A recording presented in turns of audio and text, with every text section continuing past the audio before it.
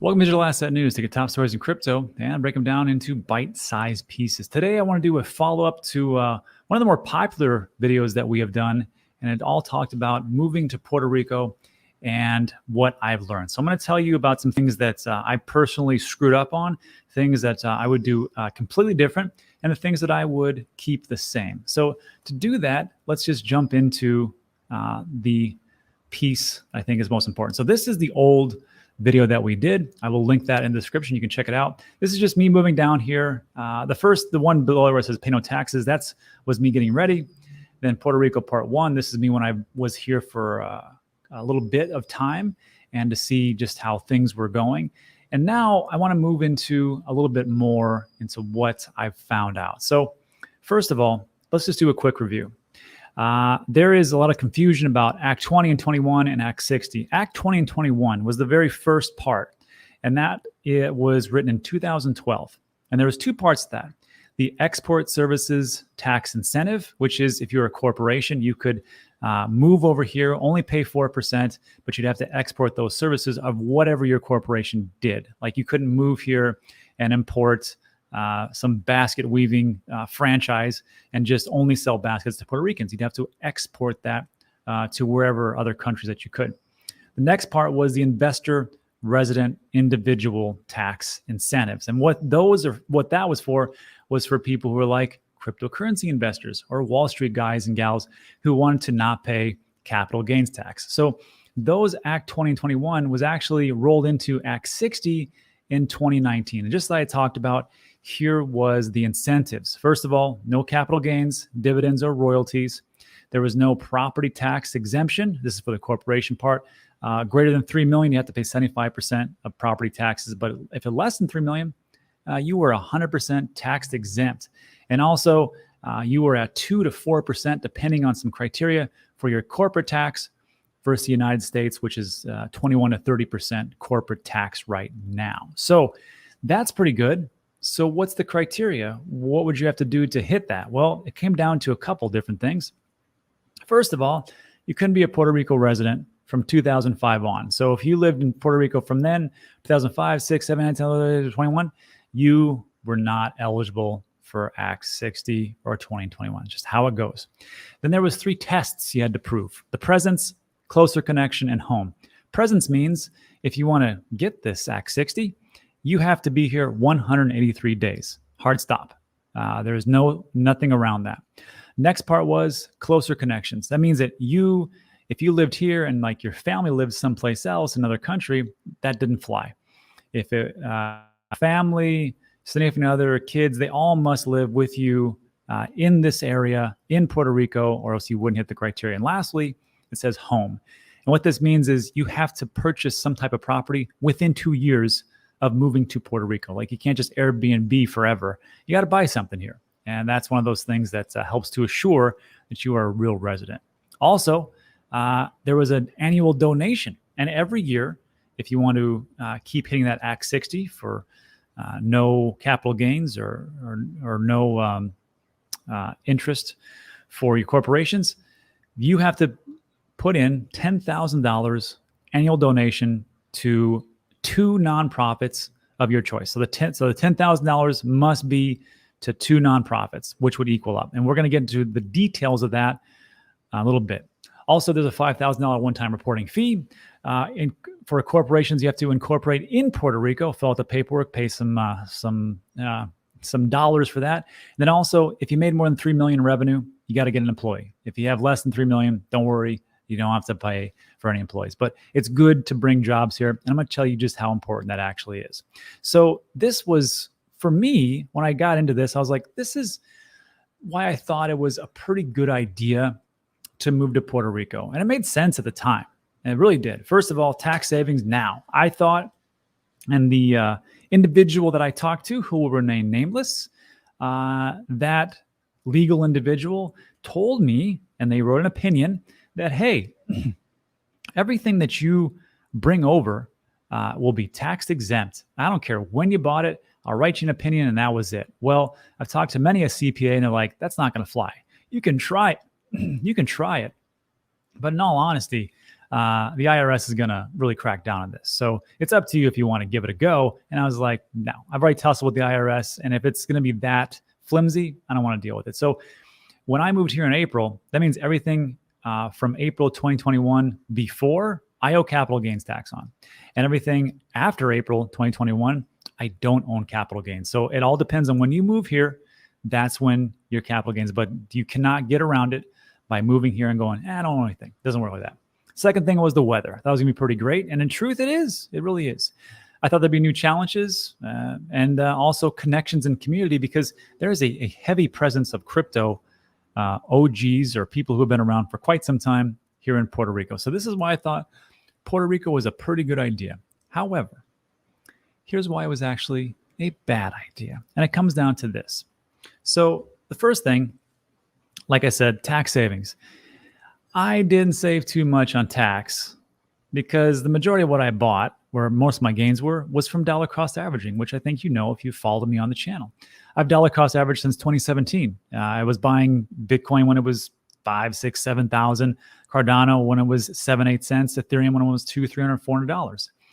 But I will own capital gains. So it's not going to make sense, not now. Also, it's expensive to live in Puerto Rico. I don't know how people here do it if you live here and work here and don't have a really fantastic job. It's super expensive. I'll give you some examples in a bit. As far as connections, I could have done the same thing at home.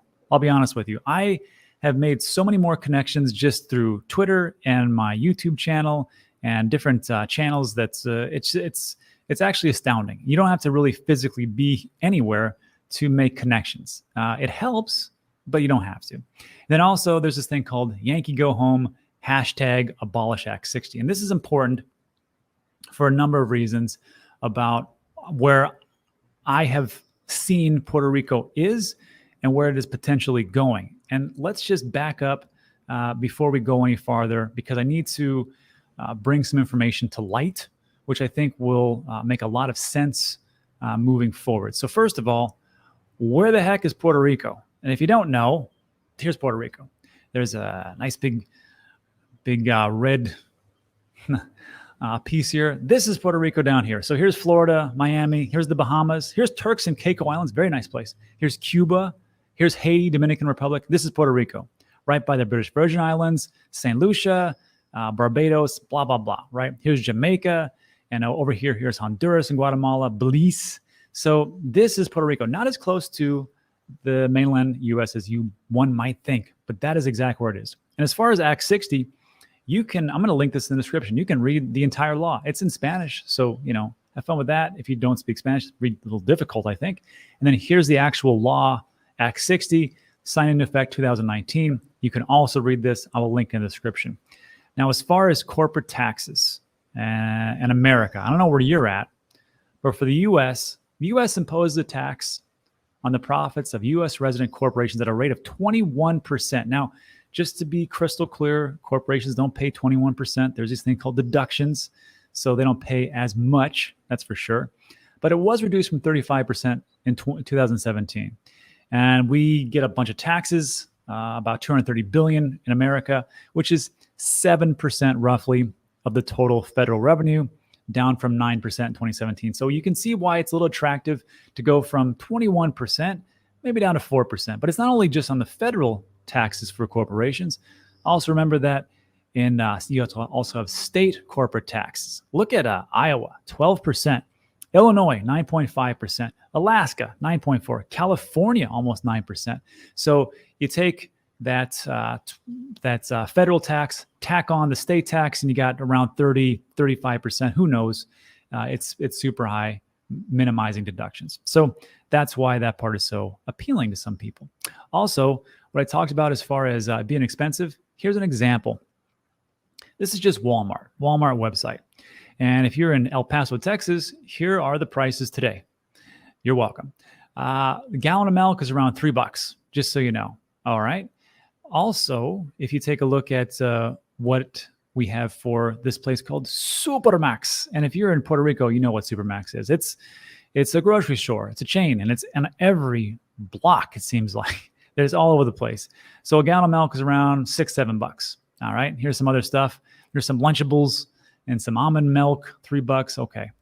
And also, if you took a look at that and compare it to over here, a little bit of a price increase. Now, if you take a look at Walmart here in Puerto Rico, it's still $5 for a gallon of milk. So just so you know, it's probably the cheapest to shop at Walmart, but that's just for these items, okay?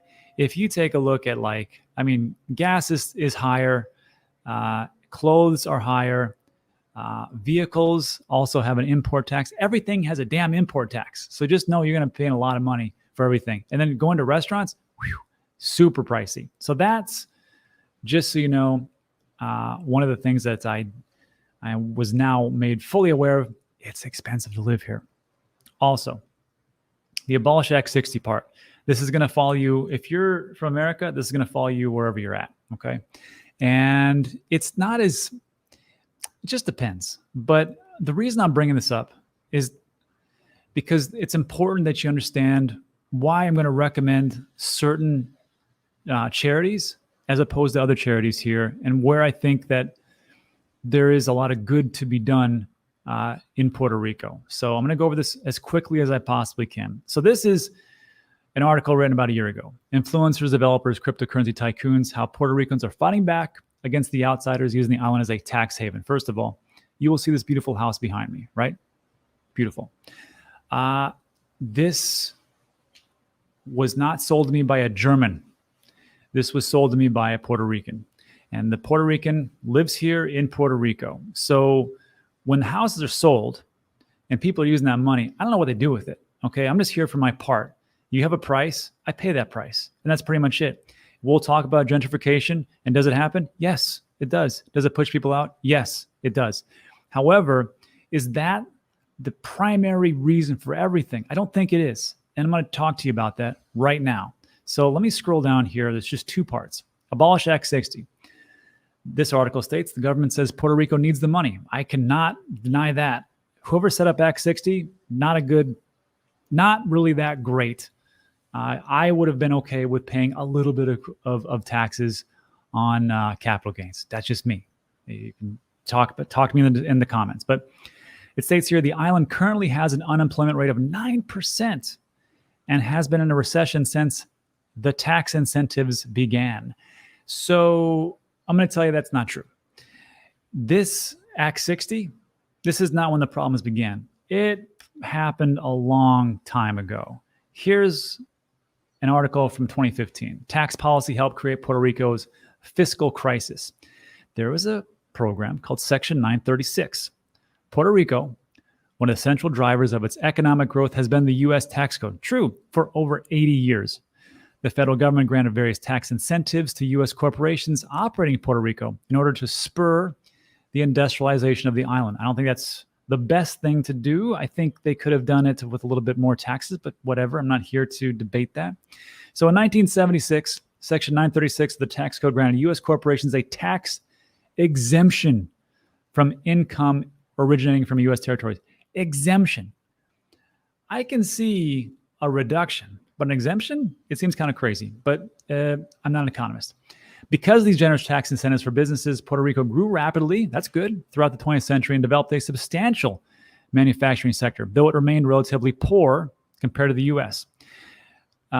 However, because Section 936 made a foreign investment in Puerto Rico artificially, that's a key word, attractive, creating an effect in economic bubble, it left the island vulnerable to a crash if the tax provisions were ever to be repealed.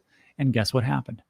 In 96, President Clinton signed legislation that phased out Section 936 over a 10-year period, leaving it to be fully repealed at the beginning of 2006. So when we talk about Act 60 as the beginning of the end, it's not how it was. It happened a lot longer. And 936 happened in the 70s. And before that, it was something else. So to me, this is how I see the GDP growth from 2000 on. You can see it was stopped in 96. It had a little bit of a spike. But as far as when it was totally phased out in 2006, you can see the GDP dropped off the face of the planet. 2006 also marked the beginning of a deep recession for Puerto Rico, which has lasted until today. And just so you know, as far as the pharmaceuticals companies, they're the ones that took advantage of it. And there's nothing wrong with that. Those were the laws that they had. So here, just so you know, pharmaceutical companies generated more than 18,000 jobs in Puerto Rico. It pays more than $3 billion in taxes, and it generated more than a quarter, 25% of the island's GDP for the past 4 decades. So you can see why that was actually important for them to come here. But no tax, kind of crazy. But again, I'm an economist. Pharmaceutical companies came in the 1960s and 70s. And then as of 2014, Puerto Rico produces 16 of the top 20 selling drugs in the mainland US. And just so you know, the pharmaceutical companies are still here, but they're also being phased out because we can find tax advantages someplace else, and that's where they're going. So then to finish this up, this is why it's so important we understand this part. Here's the poverty rate in Puerto Rico. I can only go back to 2005. Actually, I looked before that. There was some data, it was around 40%. Poverty rate in 2005 was still 45%. And you see in 2006, when everything stopped, it went up, then it went down. And then, of course, in 2012, when you had Acts 21 and 22, it actually wasn't too bad, 44, but it's still the same as in 2005. It dropped off in 2014 and 15, down to 43. And now we're actually at a lower point than what we were before. So not too bad so far. However, if you look at poverty line at 44%, I think that's awesome. That sucks. Here are the 10 states with the highest poverty rates in the US. Mississippi leads the pack at 20%. Puerto Rico is double that. But I think there's a potential reason for that. And I will say this, you can only learn things from being here. And I've got friends who are in construction that have lived in Puerto Rico almost their entire lives, pretty much their entire lives. And they tell me this, they go, Rob, the poverty rates are a little bit different.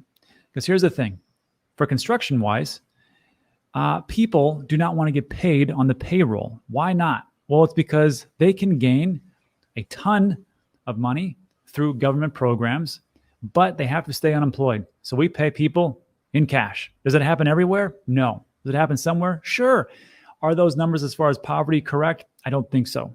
But is there a poverty problem? Absolutely. So there is a gray economy. And again, you can only know that unless you've actually been here and talked to some people. And that's what I have known. I will say this, though. This leads me to my last point. The household income in Puerto Rico is $20,000. $20,000. Is that because of poor education? No. Bachelor's degrees, 27, about a quarter of people. Employment rate, 38.7. But I want you to hone in on this number right here. The total employer establishments, 44,748. Let's compare this to the great state of where I'm from, Texas. Household income is 64,000. Are they smarter? Debatable. I'm from Texas. I'm not that smart. Bachelor's degree, 30%. It's pretty much in line with what we had over here, 27%. Employment rate, 61%. Employment rate, 38%. And this number, again, this is in Puerto Rico. Total employer establishments, 44,000. How many do you have in Texas? 609,476. So when we take a look at what's going on, there's no jobs, or there's no jobs that pay pretty well or enough to get things going. And this was a study in 2017. Why did Puerto Ricans move to the mainland? It's job related. It's the jobs.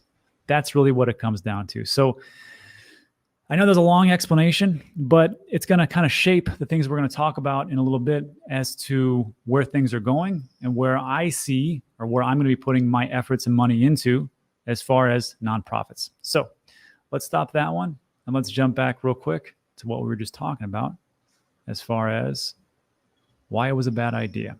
So we've got this up. Now we know of why. Let's talk about the hows. There are positives of the move that I can tell you right now. And one of those, of course, is if you want to move here in Puerto Rico, look, I don't know where things are going as far as the crypto market. It is March 7th, 2022. Ukraine has been invaded by Russia. The world is on fire.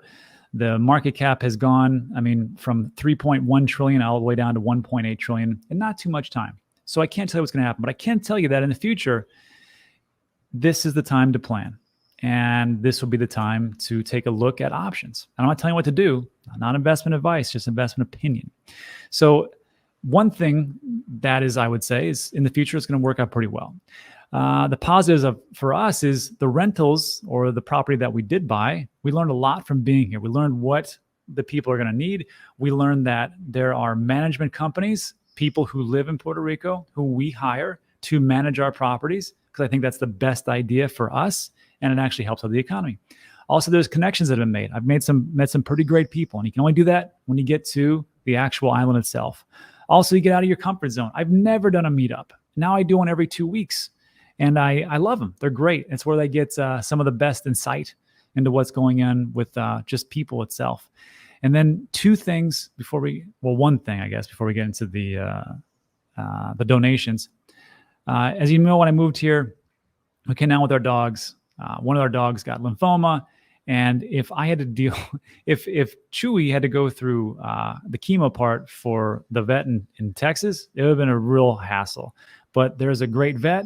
It's over at Condado, and this is just a selfish one. His name is Gabriel. I want to give him a shout out because they are fantastic in taking care of those things. So that is that part. If it wasn't for that, I wouldn't have met those great people over there at the Condado Veterinary Clinic.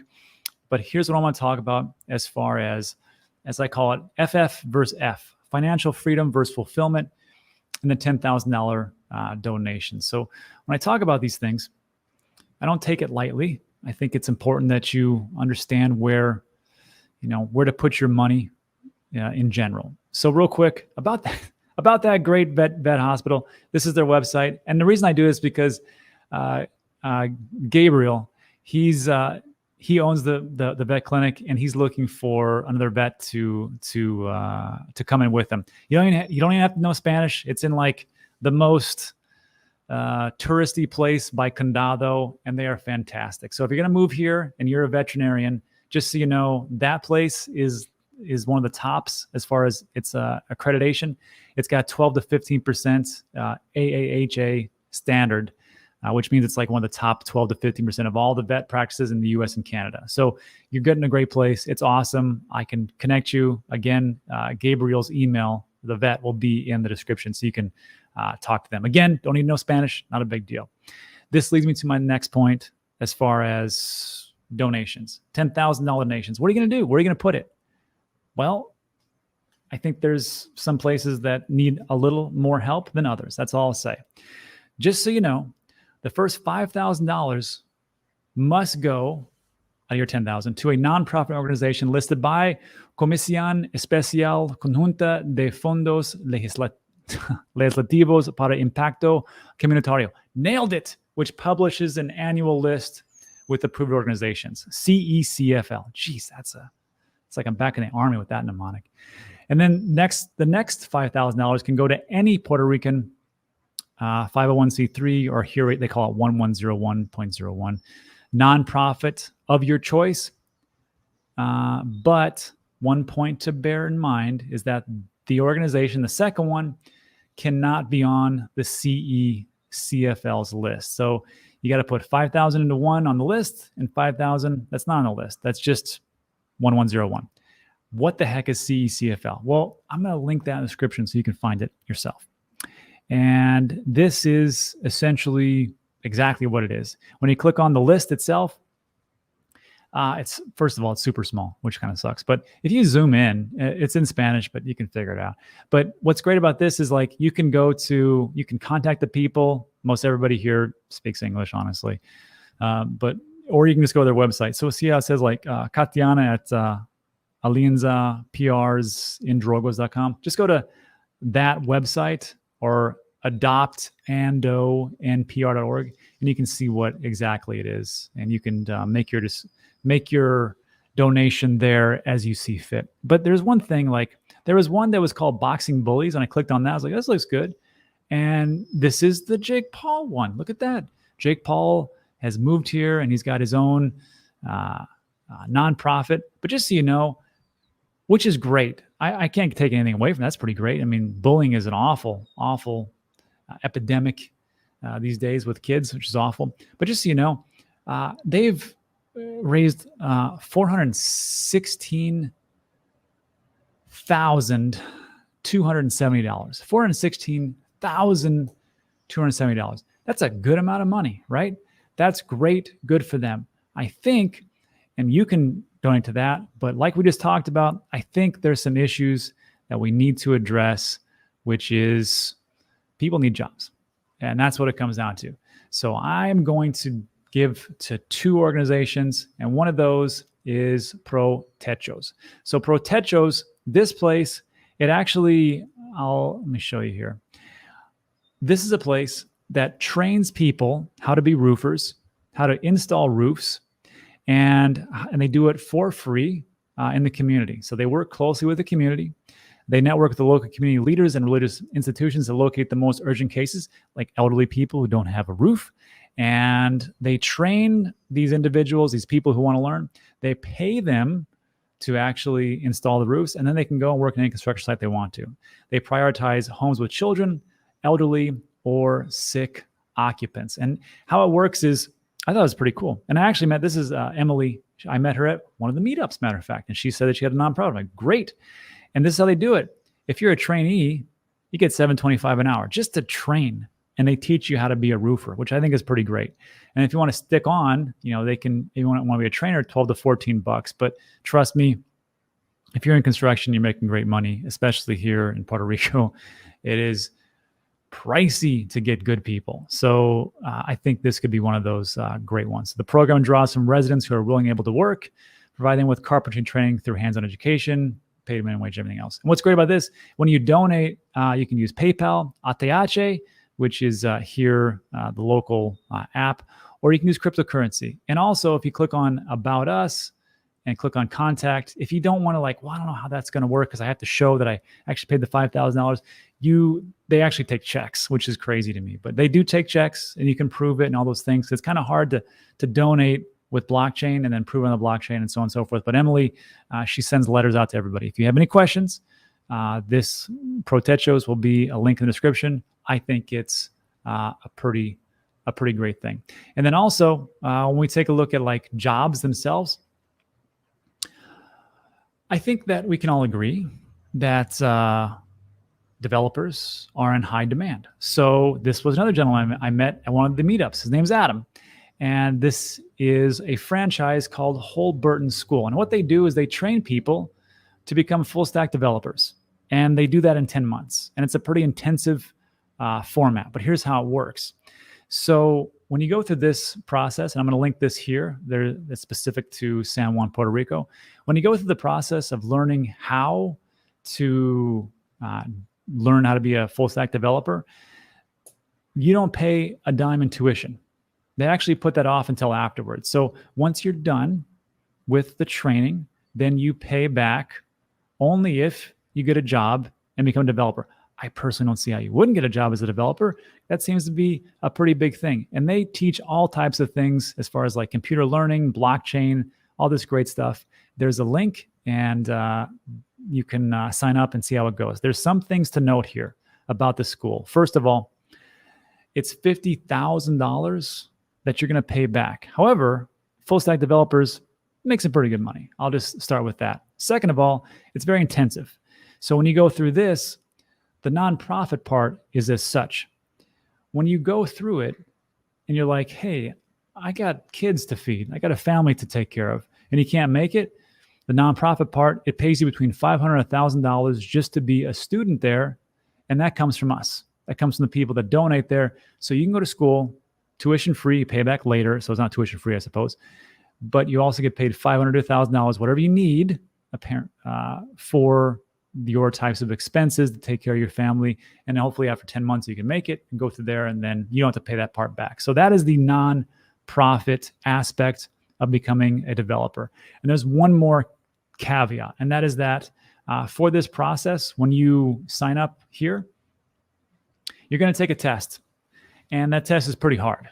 And from what Adam tells me, usually 1 out of 10 people can get to the test. So if you think that if you're watching this and you're in Puerto Rico, you're like, hey, I'd like to be a developer, go through this, see how it works, and hopefully you can get through the application process and become a full stack developer. And that is where I think things could potentially go. I'll be adding more things on there as far as for jobs, but in my personal opinion, I think Puerto Rico is a great place. I just don't think it has a lot of good jobs, a lot of great jobs, enough jobs for what the people actually need here. I could be wrong, but that's how I see things. All right, so that takes care of that little piece. And let's finish this up with talking about the last sections as far as like living. So for right here, would I do it again? That's the real question. Would I do it again? Yeah, I would do it again. And I would just change a couple of things. First of all, who I signed up with, I can't recommend that group again. And I'm going to tell you who I would have you sign up with as far as if you want a more hands-on or a hands-off approach. Second of all, I would set up a CPA from the very start because you want to know exactly what you're getting into and you want to get all your bookkeeping in order, especially if you're a corporation. And then also I would have, CryptoTrader.tax is what I use for my taxes. I would still use that because I could just put that in and get my CPA, but I'd find a CPA first. Also, I would be studying Spanish rapidly because if you want to fit in, a lot of people speak English. That's true. But if you really want to fit into a Puerto Rico and culture, you want to speak the language of the island.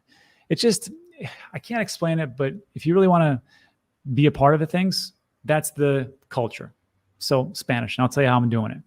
I would have waited until there was a down market for the housing because it's awfully expensive here. And then also I would do it again because there are talks that Act 60 might be going away, but it's been talking about that for a while. But you never know because there is some unrest in the legislature. Also, as far as like property challenges, as far as buying stuff, appliances and things like that, I'm going to show you where I would buy things once you get your house. And then also to meet people, there's a secret list I have for you, and I'm going to tell you how to get it and all those things. So real quick, let me go over this in a nutshell. I think this is also as important as I can make it. So if we take a look at, first of all, who I recommend, it depends. Do you want to have a hands-on or a hands-off approach? If you want to have like more of a hands-off approach, there's this website called relocatepuertorico.com. And it talks about, this is Act 60, and the two we talk about, export services, investor resident. Here's how much it costs. First of all, if you're a corporation, it's free. They do it for free. And they say, we're a qualified promoter with the Puerto Rico Department of Commerce. We are compensated by the government, not you. You will still need to pay the standard application fee, which isn't much, like $700. They give you a business plan, a business structure, LLC creation, application. And first of all, I have no affiliate with these people. I have no affiliation. They're not paying me a damn dime. I just found them. I went on the phone with them and just talked to them like, do you guys still do this? And like, yeah, of course we do. Why? What do you? Have you heard of us? And no, I have not, because I use somebody else. So, and then also if you're investor resident, the application is $2,000.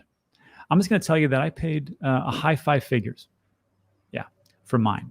And that's all I will say about that. But I would not do that again. So again, they give you introduction call, case evaluation, application submission, tracking, compliance support, relocation compliance, initial setup of water, electric, internet, and cable utilities, which you're going to need to get a bank account here. And we'll talk about that in a second. And then also, if you don't have a place right now, they'll set you up with a virtual mailbox, which would meet that criteria, right, of presence or home. So they can set you up with a virtual mailbox, $49 per month. Now, yeah, within 2 years, you're still gonna have to buy property. Don't get it twisted, but that's a pretty good thing. And also, there was some pieces here I want to bring to your attention. So here's what we got. When can I apply for the Export Services Tax Incentive? You can apply for the Export Services Act anytime. What is the process? And this is why I say, if you want a hands-on or hands-off, the individual needs to submit an application to the Office of Industrial Tax Exemption, which is the division of the Department of Economic Development and Commerce of Puerto Rico. Have fun going down there and filling out that paperwork and finding the place and getting it right and everything else. You can do it. But again, why don't you just go to some place like, this or the lawyer who I'm going to recommend pretty soon for a hands-off approach. How much does it cost? $750 application fee. So that's pretty good. What's the start date for my services decree? The export services decree is retroactive to the date of filing. So even if you don't get approved for 6 to 8 months, it'll go retroactive to the date of filing. Do I need to move to Puerto Rico for the export services? Again, this is for the corporation 4% tax. No. The export services tax incentive is based on the business and not the individual. However, the Tax Cuts and Jobs Act of 2017 regarding retained earnings in controlled foreign corporations may disincentivize shareholders from living in the U.S. due to the mandatory repetition of retained earnings or a global intangible low income. We recommend that any export service business relocate to Puerto Rico. I do myself. Makes sense. Do I need to set up a bank account in the Puerto Rico for the export services? No, but it's recommended. I'm going to tell you right now, just do it. And we're going to talk about those in a second. Now, for the Investor Resident Act, which is, if you have cryptocurrency capital gains or a Wall Street person, this is the other one. And of course, in Act 60, you can, whichever ones you want to do, they're both in there. So when can I apply? You can apply for the Investor Resident Individual Tax at any time before or after you move to Puerto Rico. However, you must be a resident of Puerto Rico for your Investor Resident Individual degree to be effective. Remember, 183 days. How much does it cost? Same thing we talked about. $750 application fee, $100 acceptance stamps, $5,000 one-time acceptance fee. That's just one time, but $10,000 annual donation to nonprofits, like we talked about. What's the process? The individual needs to submit an application, blah, blah, blah, blah, blah. Again, I would recommend you go through a program. How long does it take for an investor individual application to be approved? It takes about 60 days. Now, this one takes 60 days, but the other one, the one we just talked about, the Export Services Act, I don't know if I highlighted it, but it takes 6 to 8 months. It's in the FAQ. I will link this in the description so you can read all these FAQs if you want to. And then this one was interesting, these last two. How do I split a capital gain between appreciation before moving to Puerto Rico and after moving? This was my issue. There are two types of investments. Marketable investments has a public market price. Note the investment price on the day you move to Puerto Rico. This is the date that bifurcates your gain. So for me, April. Non-marketable investments. Using the days of ownership method, you would allocate your gains by dividing how many days in each jurisdiction you own the asset. If you want to do that, go right ahead. Talk to the CPA. And then lastly, like I said, this was interesting. Does my spouse also need an investor resident individual decree? Yes. Why? Factors like community property and life events like divorce or death may complicate your scenario, especially here if one has it and one doesn't. So if you're like, well, I don't know about that, so maybe just throw on the husband or wife or significant other just to be sure. And then also, so just so you know, this isn't some fly-by-night place. As I see it, like they've been quite a bit. Even like up to a month ago, Google client reviews looks to be pretty good. And here's the people. Michael founded EBFab, one of the leading investment visa companies. Sam here, managing partner at Affiliate Network. Travis, general manager at Uber. And now he's on this one. Pilar Rivera. She was is a licensed New York attorney. She's the one that's actually on the calls. Volunteer with Safe Passage, an organization that links unaccompanied minors to pro bono legal representation. It's pretty good. And then Chris here, also an attorney, and you got brokers and everything else. So pretty good company. And then lastly, I thought this was the coolest thing. I will also link this. If you want to schedule a free call, they got all this stuff you can do. They got this thing called resources. And I wish I had this. I didn't.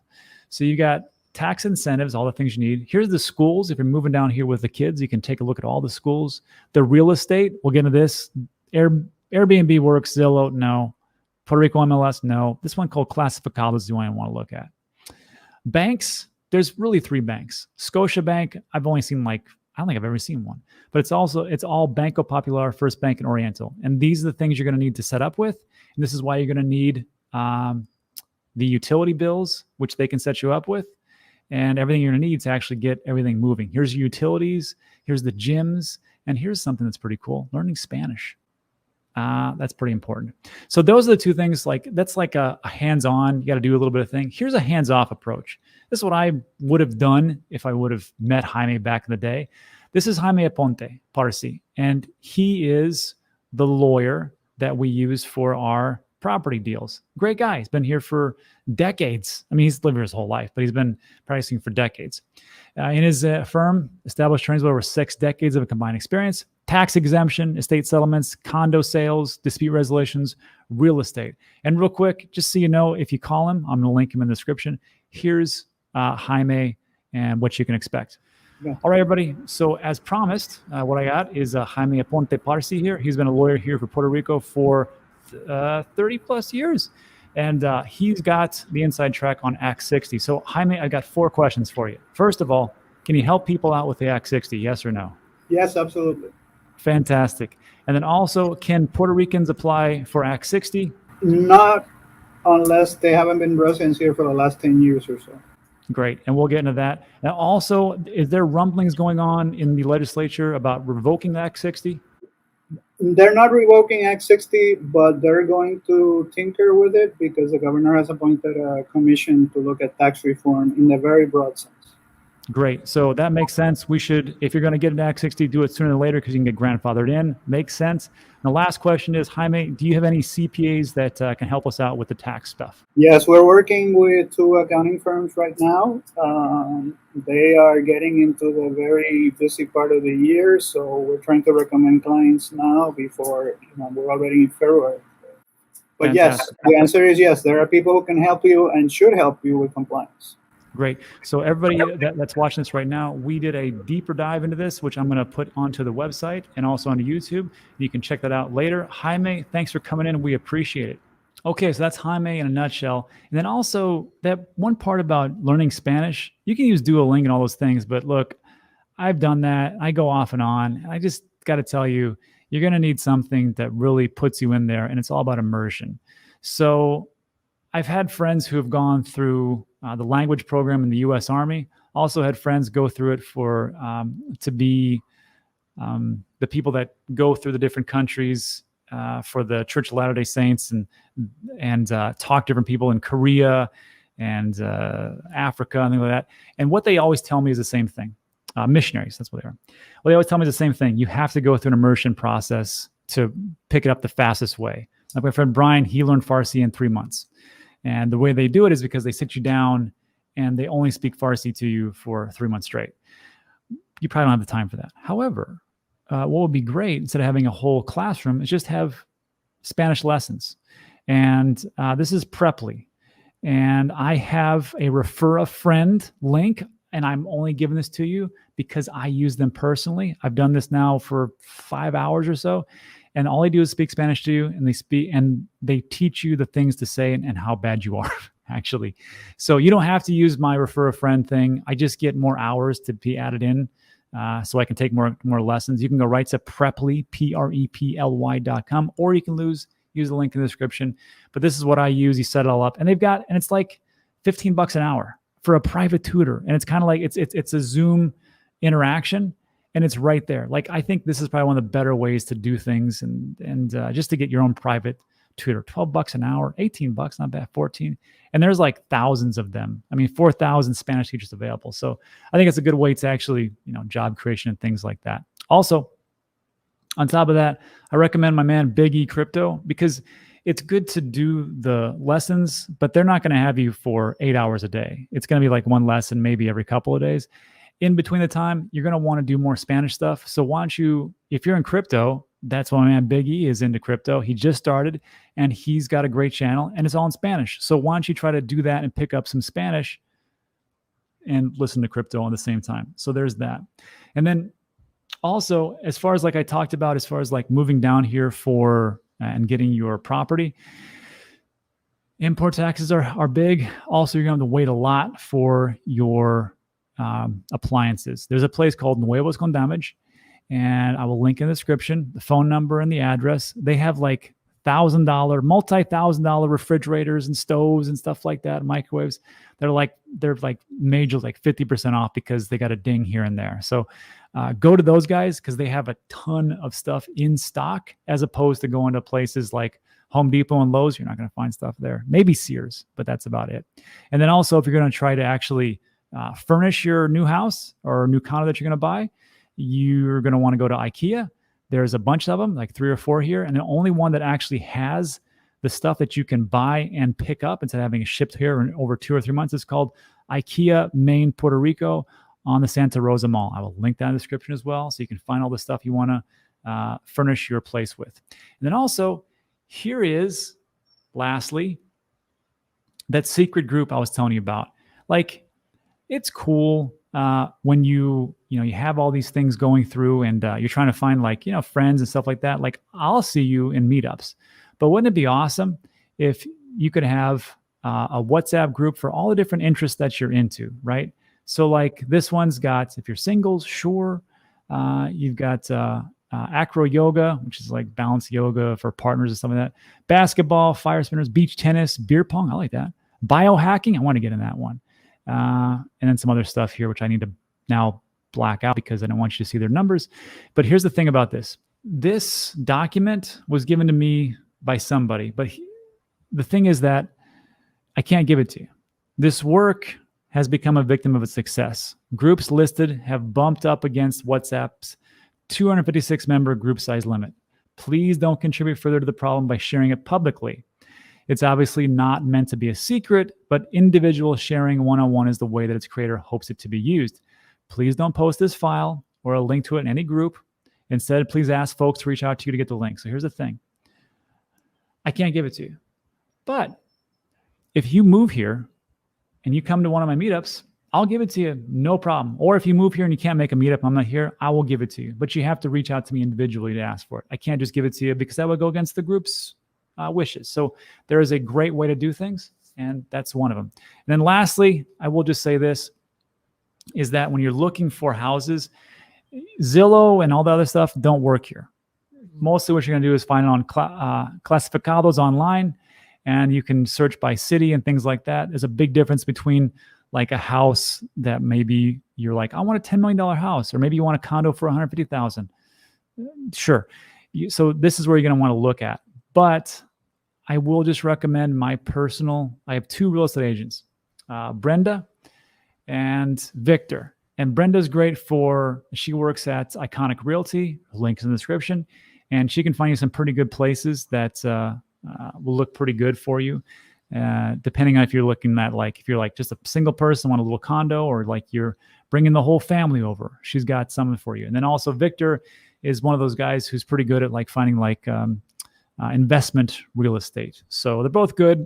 I'll link them in the description and you can figure it out for yourself. And that's what we have for that little piece.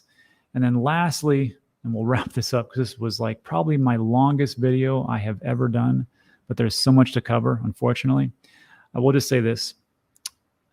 If you're going to buy property, it's super overpriced, just so you know. Someone just bought a broken down shack for $1.6 million, depending on the area. It's like California prices. It all depends on where. Take a look at those clasificados. I talked about the different real estate agents. And just so you know, Amazon does work here. They do deliver, but it takes a little bit of time. And that's what we have. So lastly, just so you know, you can live in a tourist area if that's what your thing, but that wasn't mine. That's why I'm in Guaynabo. Language is important. I still say that most people speak English, but if you really want to fit in, you got to speak Spanish. No way around it. It's always around 80 degrees, no exceptions. It's like the coldest it'll get is 72, unless you go in the mountains and Fajardo, but it's not that bad. Also, traffic lights, just so you know, it's just a suggestion here in the different areas. They usually just sometimes they work, but sometimes they're just blinking and people just blow right through them. But it's crazy, very few accidents. But traffic lights here are kind of like a suggestion, not like something they actually follow all the time. Electricity, there is rolling blackouts depending on where you're at. I get one probably once or twice a month, and it lasts for 30 minutes. No big deal. Safety, every city sucks and has their own safety issues, but there's a difference between the area that you're in and the weather. Hurricane weather, it's between June and November, somewhere around there. So just be aware. That's when the big time is. And then again, it's expensive to live here. And lastly, I will just say this. Financial freedom versus fulfillment. It's all about what do you think is important to you and what you want to do. So you can live here and pay not too much, or you can really be a part of the community and try to help build it up. And that's it. So I know that was long, but that was as much as I can put into it in as fast amount of time as I can. So if you liked today's video, give it a thumbs up. Also consider subscribing. A lot of things we talk about on this channel are mostly cryptocurrency news, not Puerto Rico stuff. So just so you know, this is like a one-off type of thing. And that's it.